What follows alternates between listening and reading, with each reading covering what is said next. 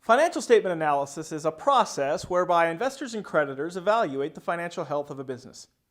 It's also used by internal decision makers like owners and managers.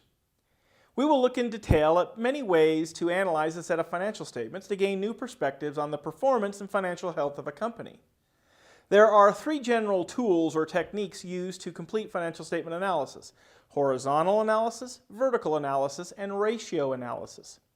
These techniques should be used together to aid in the valuation of the financial health of a business. The focus of this video will be on vertical analysis.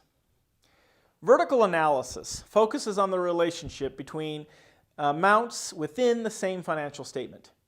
It expresses the relationship of each account or subtotal in terms of a base amount. For the income statement, the base amount is net sales revenue. For the balance sheet, the base amount is total assets. Here you can see the formula for income statement items. The vertical analysis percentage is an income statement item divided by net sales revenue. Here you can see the formula for the balance sheet items. The vertical analysis percentage is a balance sheet item divided by total assets.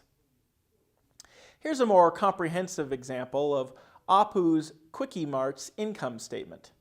Notice how each item is less than 100% because no amount is larger than net sales revenue.